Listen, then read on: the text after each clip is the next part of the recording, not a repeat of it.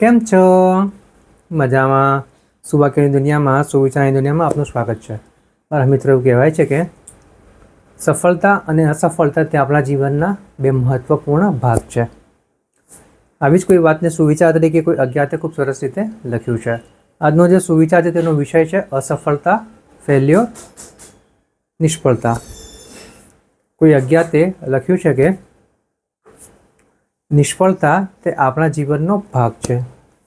જો આપણે નિષ્ફળ નહીં જઈએ તો આપણે શીખીશું નહીં, અને જો આપણે શીખીશું નહીં તો આપણે બદલાઈશું નહીં. મારા મિત્રો, વાત ખૂબ જ સીધી છે, ખૂબ જ સરળ છે, એટલી જ મહત્ત્વની છે.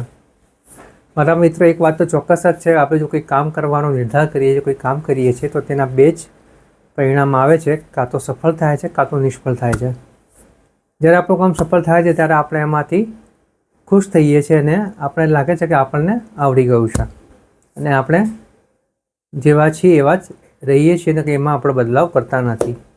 પરંતુ જ્યારે આપણે નિષ્ફળ જઈએ છીએ ત્યારે આપણે વિચારીએ છીએ કે આપણે ક્યાં ખોટા હતા, આપણે એવું તો શું કર્યું કે આપણે નિષ્ફળ ગયા, એવી કઈ પરિસ્થિતિ જેમાં આપણું કામ સફળ ના થયું. જ્યારે એવું આપણે સકારાત્મક રીતે વિચારીએ છીએ ત્યારે આપણને ખબર પડે છે કે આપણે ક્યાં ખોટા હતા, આપણે એવા કયા ખોટા પગલાં ભર્યા કે જેના હિસાબે આપણે નિષ્ફળ રહ્યા.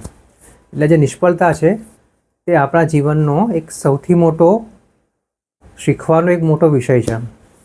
જો આપણે નિષ્ફળ જઈએ છીએ તેમાંથી આપણે ઘણું બધું શીખી શકીએ છીએ.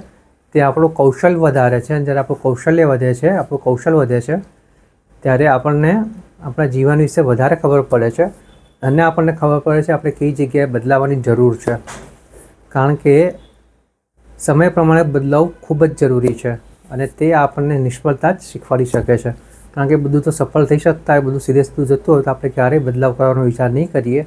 પરંતુ જ્યારે આપણને સફળતા નથી મળતી, પ્રયત્નો પૂરેપૂરા હોય છે છતાં પણ અસફળ થઈએ છીએ, ત્યારે આપણે વિચારીએ છીએ, વિચારીને ઉપર કામ કરીએ છીએ, આપણા કૌશલને વધારીએ છીએ અને નિષ્ફળતામાંથી સફળતા તરફ જઈએ છીએ. તો બસ મારા મિત્રો, નિષ્ફળતામાંથી આટલું શીખીએ અને આપણા જીવનને ઓર વધારે સારું, બહેતર બનાવીએ. Thank you.